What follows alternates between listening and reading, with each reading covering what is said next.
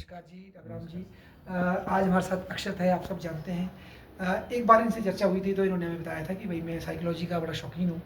फिर इन्होंने Sigmund Freud के बारे में स्टडी की, बुक भी ली है और अब पढ़ रहे हैं। तो मैं चाहता हूँ कि मैं थोड़ा-सा इनसे ज्ञान लूँ कि ये क्या जान रहे हैं सिगमंड फ्राइड के बारे में और हम सबको नॉलेज होगी। तो प्लीज़ अक्षत जी थोड़ा-सा बताइए इसके बारे में, साइको एनालिसिस का। तो सर सिगमंड फ्रॉइड जैसे साइको एनालिसिस एक मतलब टू टेक्निक टूल होती है। है, टूल है, टेक्निक है साइकोलॉजी में, जिससे कि सर हमारे अंदर की चीज़ें कैसे बाहर इम्पैक्ट करती है वाह! उसके बारे में बताया है। सिगमंड फ्रॉइड ने ये बताया कि कैसे आपका बेसिकली इसमें बोलते हैं जो साइको एनालिसिस है ना उन्होंने जो दिया सिगमंड फ्रॉइड ने, उसमें बताया कि आपकी अनकॉन्शियस जो माइंड में जो अंदर डिजायर्स आ रही हैं, जो मतलब चीज़ें हमारे जो अवचेतन मन की जो इच्छाएँ हैं, हाँ जी, वो आ रही हैं, तो वो कैसे आपके एक्सटर्नली आपको इम्पैक्ट करती है। वाह! जैसे फॉर एग्जांपल मैंने आपको मेरे को देखे कुछ द्वेष आया एक बार में, ठीक है।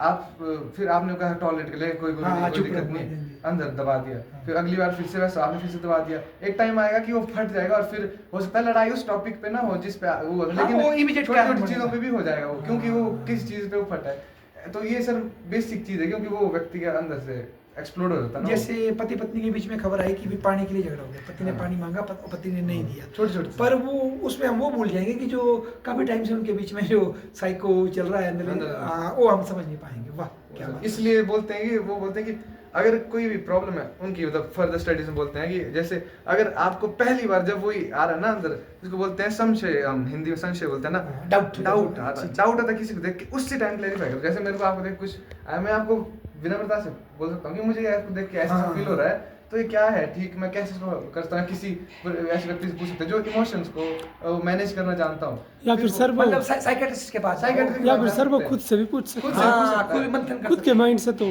क्वेश्चन चाहिए, खुद से पूछ क्या तब तो हो क्वेश्चन पूछ जाएगा। सकता है, लेकिन खुद के माइंड से ये होता है कि ना वो अपने इमोशन जी रहा होता है लाइफ में, अच्छा। तब अपने एंगल से देखा कि ठीक है। इसे पता क्या समस्या है, फ्राइड ने बेसिकली जो साइकोलॉजिस्ट का धंधा शुरू कर दिया कि आपको उसके पास जाना पड़ेगा, तभी आप मनन कर सकते हैं। मतलब और खुद सबसे नहीं कर मेन सकते पॉइंट उन्होंने टच किया इसमें भी, चले तो मैं वो एक ब्रॉड टर्म बता रहा हूं, उसमें भी स्पेसिफिक वो सेक्सुअल डिजायर पे बात करते हैं। बिल्कुल। पर इस इसमें मैं एक बात sexual ऐड desire करूँ, पर- डाबराम जी जो बात करें ना, ये कृष्णमूर्ति ये बात बोलते थे कि भाई आपको किसी की हेल्प की जरूरत नहीं है, पर शर्त है कि जो आपका जो बुद्ध निर्मित होगा आपका, वो क्या होता है, वो संश्लेषण क्या करता है खुद का, आत्मनिवेदन। हाँ मतलब एक ना आत्मनिवेदन, एक sorry, प्रक्रिया- आत्मनिरीक्षण। हाँ प्रक्रिया। तो भाई वो बोलते हैं Self analysis। कृष्णमूर्ति भी कि अगर आप में हिम्मत है और सच को सच के रूप में देख सकते हैं, उसमें जो आप और एक कंडीशनिंग है ना उसको छोड़ करके सच को सच देख सकते हैं As it ना, is। तो आप खुद क्योर हो सकते हैं, ऐसा मानते थे कृष्णमूर्ति भी कई लोग। अच्छा आप बोलो आगे। तो सर- बुद्ध भी यही मानते हैं, आप वो दीपो आगे बोलो। अच्छा तो ये सिगमंड फ्रॉइड अब बोले सेक्स में ले गया हो ना, फिर हाँ। लिबिडो और ये क्या हाँ हाँ, फिर वो उसको सेक्सुअल डिजायर में ले गया कि उसने बोला कि आप अनकॉन्शियस को दबाते रहोगे, फिर वो बाद में एक टाइम बाद फट जाएगी।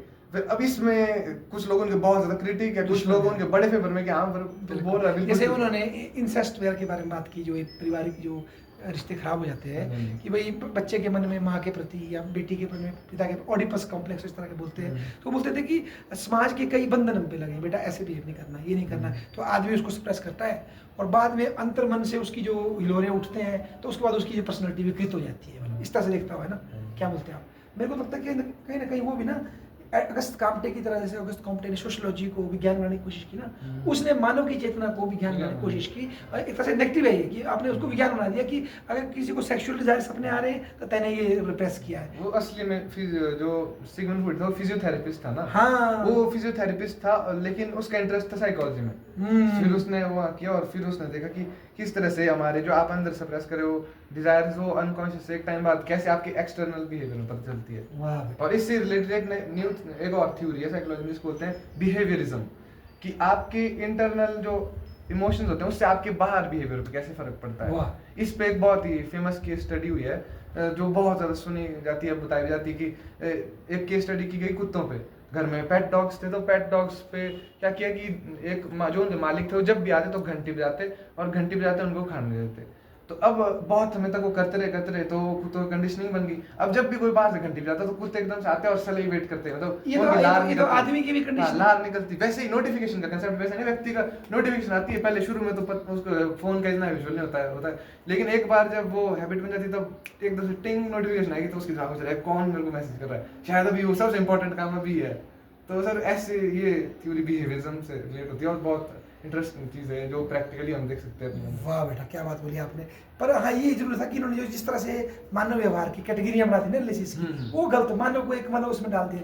फिर मैं ये थोड़ा सा बेटा आगे बात करूँ इसको, तो इनका एक चेला बड़ा पवित्र हुआ, उसका नाम था कार्ल यूंग। इसमें हमारे एक तरुण सर है यहाँ पर टूरिज्म के, उन्होंने भी एक बार मुझे इसके बारे में बताया था, मैंने भी उसका पढ़ा। तो यूंग ये करता है, ये ले गया व्यक्तिगत व्यवहार पे, यूंग ले गया कलेक्टिव पे भी, जो मतलब सामूहिक रूप से लोगों को जो सपने आते हैं ना, मतलब सामूहिक रूप से जो हमारी कॉन्शियसनेस है वो उस पर भी ले गया। फिर बाद में इन दोनों का बड़ा आपस में वो हो गया, क्योंकि यूंग का जो थिंकिंग थी उसमें मतलब विज्ञान कम था, वो उसने जो हमारी दैत्य सिस्टम होता है ना ऑकल्ट और इस तरह का, इसको ज़्यादा फोकस किया उसने। उन्होंने सबकॉन्शियस माइंड अनकॉन्शियस माइंड पे ज्यादा फोकस और डीपर गया, उसको बोलते हैं ना सर साइकोलॉजी में टिप ऑफ द आइसबर्ग। हाँ, वो ऊपर ही था। जो कॉन्शियस माइंड होता है ना, लगता है वो असली में है, लेकिन अनकॉन्शियस माइंड बहुत ज्यादा बड़ा है। ऐसे आइसबर्ग एक ग्लेशियर होता है, जो आइसबर्ग होता है थोड़ा होगा नीचे से, वो 90% नीचे होगा, वैसे ही बोलते हैं वो कि अनकॉन्शियस माइंड होता है। और तीन चीजें हैं ना, जैसे अनकॉन्शियस माइंड, सबकॉन्शियस माइंड और कॉन्शियस माइंड। अब असली में हम सबकॉन्शियस और अनकॉन्शियस माइंड को रिप्लेस करते हैं इंटरचेंजेबल टर्म्स में, लेकिन उनमें डिफरेंस है। सबकॉन्शियस अनकॉन्शियस माइंड है जो कि आपको इसमें जो बिल्कुल कंप्लीटली आप भूल चुके हो, बहुत ही दूर है, और कॉन्शियस माइंड है जो आपको पूरा अभी चेतन मैं ये हूँ। हाँ। लेकिन उसके बीच की लेयर जो है ना, वो अनकॉन्शियस माइंड। ये किसने बताई बात? तो ये बताई साइकोलॉजी में आगे। और अच्छा, ये और डेवलप की किसने डेवलप कर दी? नहीं, इन्होंने नहीं, तो आगे डेवलप हुई है। तो वो जो यूंग है ना, वो ले गया इसको, जो हमारे जो दिखते का नहीं आता एकदम से कि भाई बताता है आदमी कि भाई ये तेरे को ऐसा बोल रहा है, आदमी को है बिल्कुल ठीक, इसे कैसे बता दिया कि मेरे को ये समस्या है।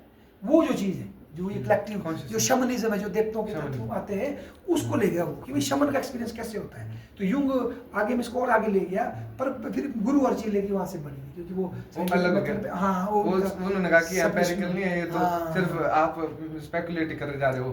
तो उन दोनों के फिर वहां से रिश्ते मतलब खराब हो गए। तो नंदलेस साइकोलॉजी को ओपन करने में, इसको मतलब वेस्टर्न वर्ल्ड में पढ़ाने के लिए उसकी बड़ी भूमिका है, मतलब तो मानना पड़ेगा। नहीं हाँ, ठीक है, हमारे यहाँ अपनी आध्यात्मिक साइकोलॉजी होती है इंडियन, और आईकेएस सर हमारी अभी यहाँ पे अभी पता नहीं कितने टाइम्स पहले आईआईटी मंडी और बहुत सारे उसमें भी है, आई है मंडी में, मैंने काफी सुना है कि वो फेमस है। एमटेक है उसमें, तो वो कॉग्निटिव साइंस में आप एमटेक कर सकते हो, हालांकि मैथ्स नहीं होता। अच्छा, तो कॉग्निटिव साइंस है, तो उसमें एमटेक है ना, तो उसमें ये आईकेएस इंडियन नॉलेज सिस्टम, उसमें साइकोलॉजी के बारे में सब कुछ है। IKS, IKS Indian knowledge system आपने सुना होगा। अच्छा, आईकेएस उसमें कॉन्शियसनेस स्पिरिचुअल प्रैक्टिसेस के माध्यम से किस तरह होती है, वो पूरी स्टडी डेप्थ में साइंटिफिक टर्म्स में रिलेट करके बिल्कुल। जैसे महात्मा बुद्ध का भी है ना, और कुंडलिनी जागृत करते हैं, और महात्मा बुद्ध का भी कुछ प्रक्रिया बोलते करते हैं लोग कई बार, उसका विपासना हर एक ट्रेडिशन में कुछ है, मतलब है, ईस्ट में ट्रेडिशन है, और चाइना में भी डेफिनेटली रहा होगा। या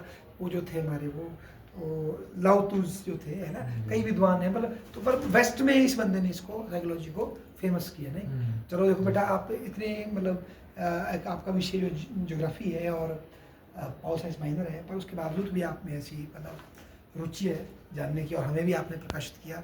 हम उम्मीद करेंगे कि आप और ज़्यादा इसमें अध्ययन करेंगे और हमसे और औरों से इसको शेयर करेंगे।